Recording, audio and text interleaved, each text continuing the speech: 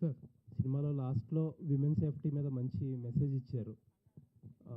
ఇప్పటికి మీరు చేసిన సినిమాలన్నీ డిఫరెంట్గా చేసుకుంటూ వెళ్తున్నారు. కొంచెం టైం తీసుకున్నా సరే డిఫరెంట్గా చేసుకుని వెళ్తున్నారు. సార్ టెలివిజన్లో ఒక సెటిల్డ్ కెరియర్ని వదిలేసి ఇక్కడికి వచ్చారు. ఇప్పుడు ఆల్మోస్ట్ ఇన్ని సినిమాల రిజల్ట్లు చూశారు, ఈ సినిమా ఓపెనింగ్స్ వరకు చూశారు. ఎగ్జాక్ట్లీ.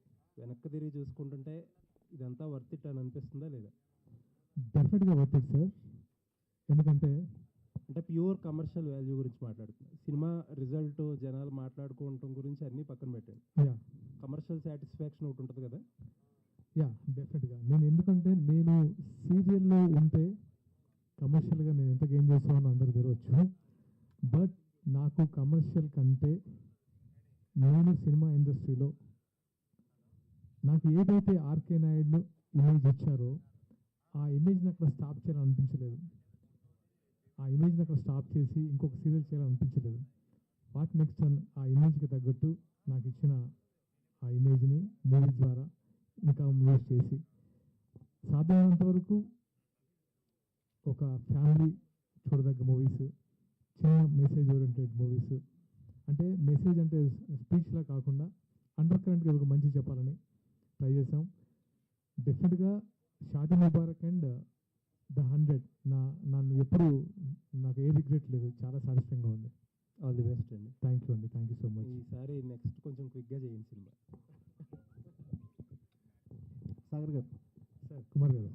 సార్ అంటే ఈ సినిమా చూసినప్పుడు ఎమోషన్స్ అండ్ ఒక రియలిస్టిక్ అప్రోచ్ ఉన్న కాప్, ఈ రెండు కూడా చాలా బాగా బ్యాలెన్స్ చేస్తారు సెకండ్ హాఫ్కి వచ్చేసరికల్లా. యా ఎక్కడ హీరోయిజం కోసం ఎక్కడ ట్రై చేసినట్లేదు, అంటే ఎక్స్ట్రాగా ట్రై చేసినట్టు కథలో ఉన్న హీరోయిజంనే ఎలివేట్ చేస్తూ వచ్చారు కదా.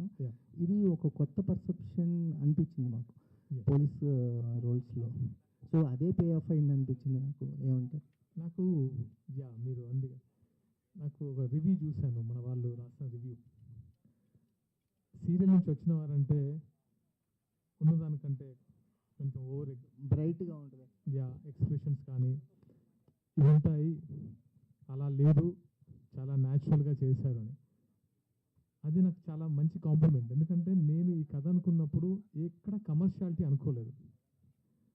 మనం చూసే ఒక ఐపీఎస్ ఆఫీసర్ ఎలా ఉంటాడో, అంటే ఒరిజినల్గా ఎలా ఉంటారో అదే ఐపీఎస్ ఆఫీసర్ యాక్టింగ్, అదే ఎక్స్ప్రెషన్, అదే బాడీ లాంగ్వేజ్, ఒక జెన్యున్గా కథ చెప్తున్నప్పుడు, ది 100 మెసేజ్ జెన్యున్గా చెప్తున్నప్పుడు ఏ ఓవర్ యాక్షన్ లేకుండా దీన్ని ప్రాపర్గా హ్యాండిల్ చేద్దామని బాడీ లాంగ్వేజ్ని కూడా కంట్రోల్ చేసుకుంటే మీన్స్ దానికి యాప్ట్గా అయ్యేలా ప్లాన్ చేసుకొని చేశాము.